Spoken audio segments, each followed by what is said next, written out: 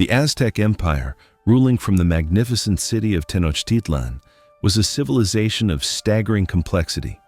Their capital, built on a lake, rivaled any city in Europe. Their emperor, the Tlatoani, wielded absolute power, believed to be sustained by the demands of their volatile gods. That is the history of power and genius. The terrifying truth, sealed within the stone temples, is that the Aztec Empire was built and sustained by a systematic, staggering number of human sacrifices and a ritual so shocking that Spanish conquerors could barely believe it: the ritualistic consumption of human flesh, cannibalism. This was not desperate savagery, it was a core religious and political practice. The Aztecs believed that by offering the victim's heart to the sun and consuming the remaining body, they could absorb the victim's divine energy and appease the gods. This ritual turned the empire into a self-sustaining engine of terror and blood. The greatest secret of the Aztec throne is that the high priests and the elite nobility considered the flesh of the sacrificed a sacred, essential part of their diet. Don't you dare look away. Watch this entire deep dive documentary and subscribe to Crown of Dread, and you will learn the one shocking record that proves Aztec priests used a unique, horrifying method to keep the victims alive during the heart removal ritual. The terror began not with the knife, but with a terrifying, massive, ritualistic flower war designed purely to capture victims for the altar.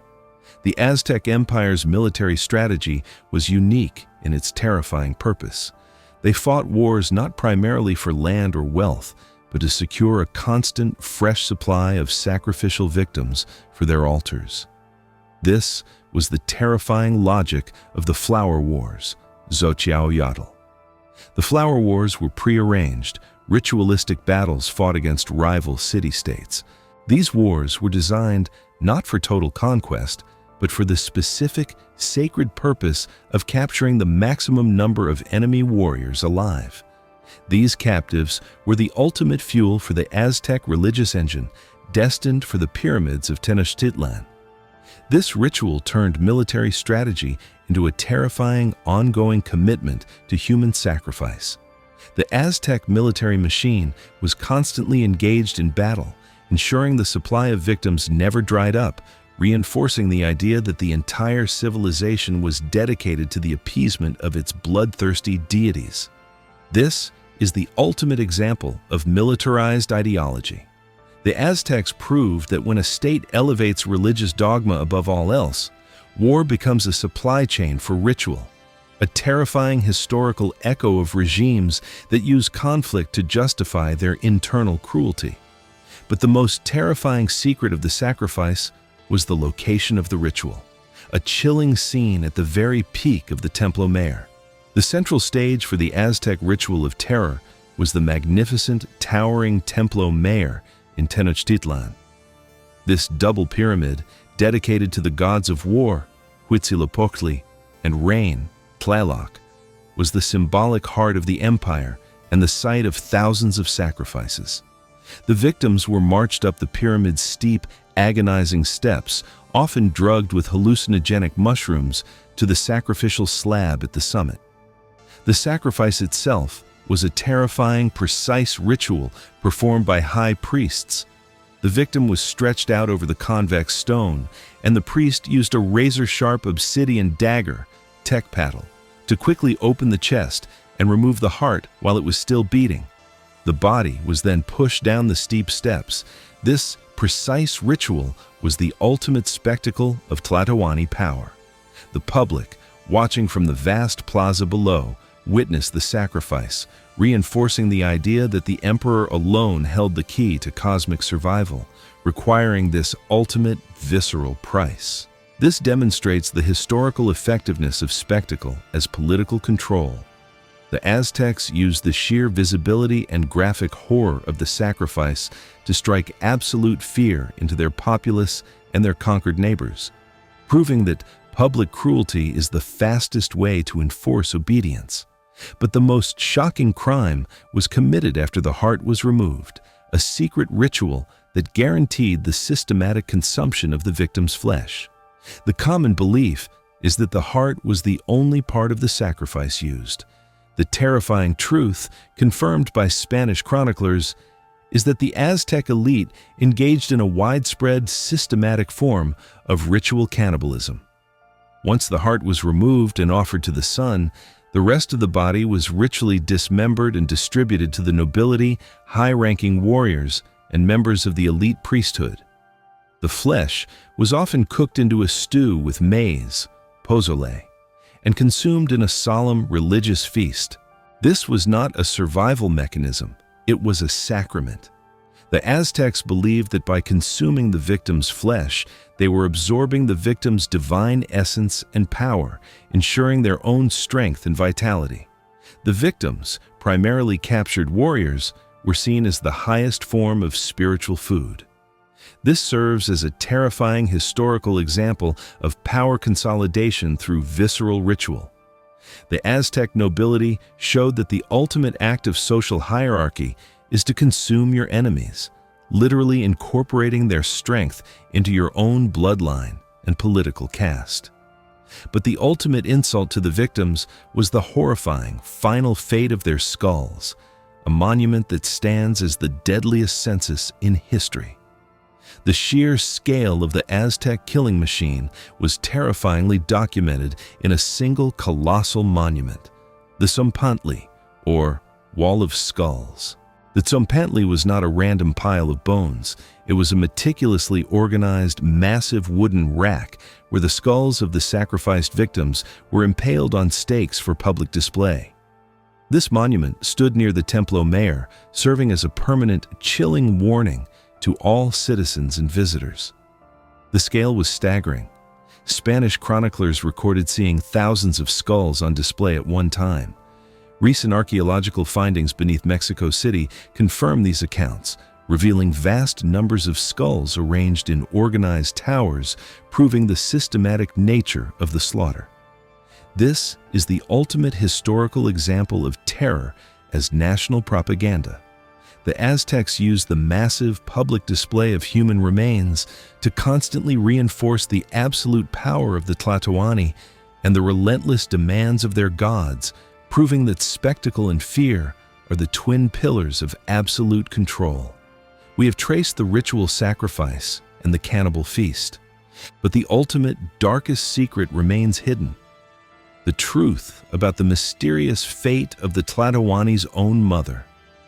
Did she also die by the command of her own son? The most horrific detail of the Aztec sacrifice was the method used to ensure the heart was removed while it was still beating. This was a necessary step, as the beating heart was considered the life force, the offering needed to sustain the sun god, Huitzilopochtli. According to the accounts of Spanish friars, the high priests employed a precise, terrifying surgical technique. The victim, stretched over the convex sacrificial stone, was held down by 4 priests. The 5th priest, the Tlanamakak, used the sharp obsidian dagger, Tecpatl, to make a deep, clean incision just beneath the sternum. The convex stone arched the victim's chest, making the operation quick but agonizing. The priest then reached in and tore out the heart with his hand. The precision of the act was shocking. The priests were not butchers. They were ritualistic surgeons who prioritized the speed and integrity of the organ over the life of the victim.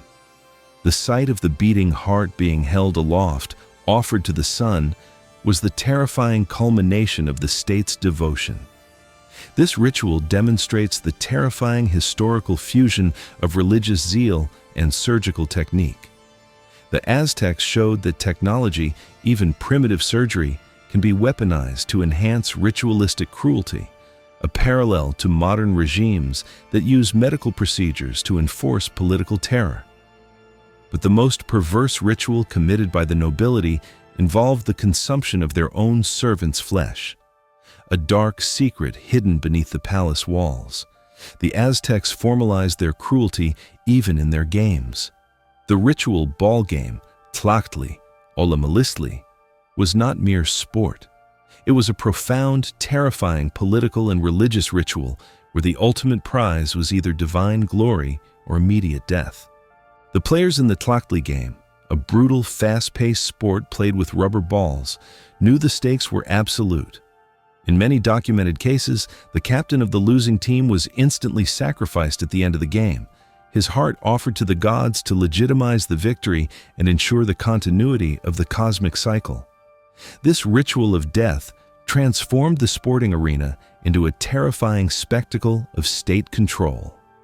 The emperor, Tlatoani, often presided over these games, underscoring the direct, terrifying link between entertainment and mass execution.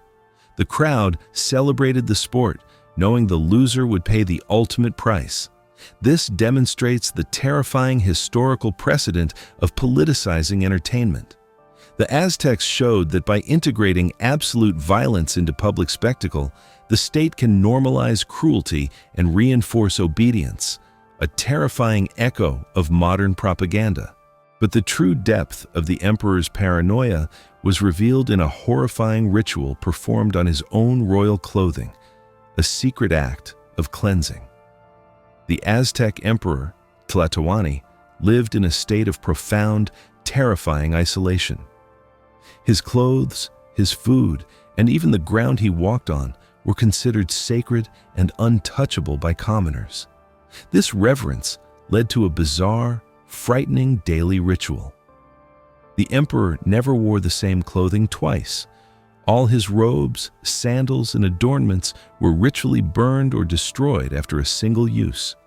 This was done to prevent any commoner or political rival from obtaining a piece of his divine essence and using it for witchcraft or political conspiracy. Furthermore, the emperor never touched the ground. He was carried everywhere on a royal litter, ensuring his divine body remained above the common soil. This ritualistic isolation made the emperor a terrifying, untouchable phantom, constantly paranoid about pollution and assassination. This shows the historical extreme of ruler isolation as a tool of power. The Tlatoani proved that by establishing complete physical and ritualistic distance from his subjects, the ruler can enforce a myth of divine, untouchable authority, a tactic used by modern cult leaders and dictators.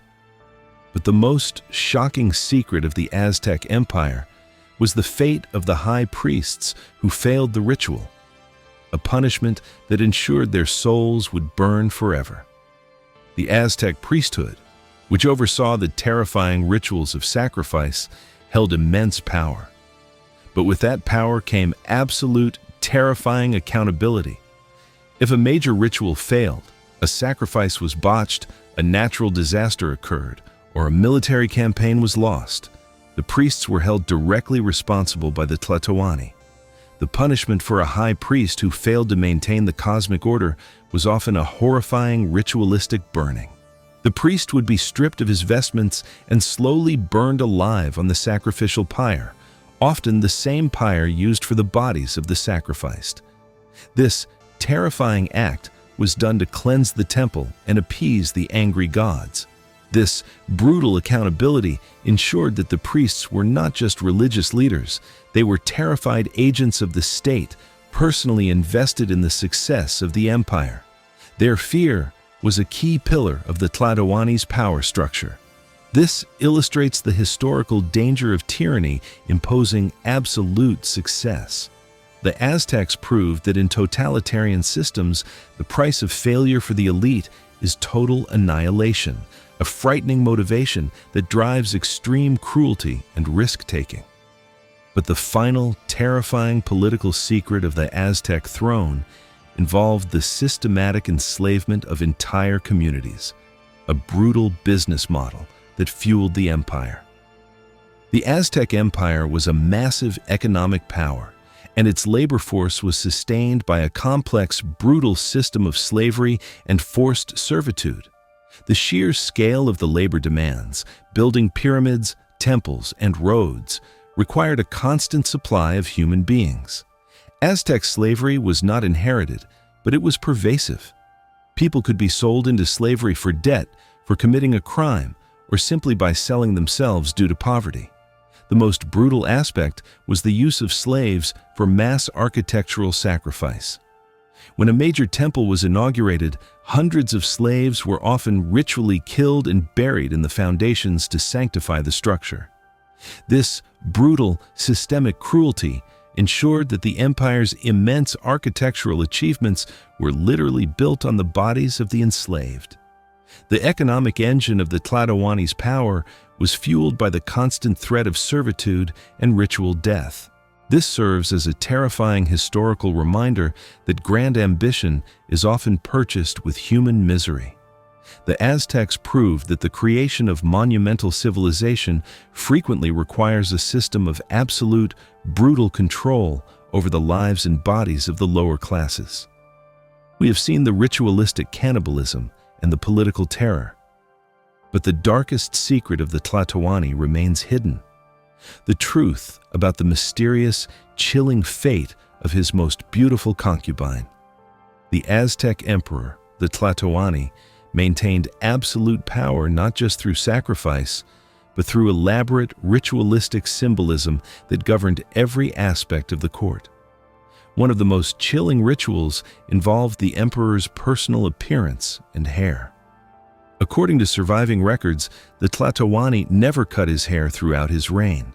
This was a symbol of his unbreakable covenant with the gods and his absolute divine authority. However, this ritual of hair growth came with a terrible hidden consequence for his successors. The moment a new Tlatoani took the throne, the first act was often a ritual of profound humiliation for the outgoing emperor's close family or key officials. This ritual often involved the public, forced shaving of the heads of the former Tlatoani's most influential wives or brothers, a devastating act of symbolic emasculation and political annihilation. The cutting of the hair stripped them of their status and visually marked them as politically insignificant. This demonstrates the historical power of symbolic violence. The Aztecs showed that destroying a person's identity and status through public ritual is often more politically effective than mere execution, a tactic used by regimes to enforce mass conformity. But the most terrifying secret of the Tlatoani's power was the discovery of a hidden temple, a chamber where the emperor performed human sacrifice entirely for personal political gain.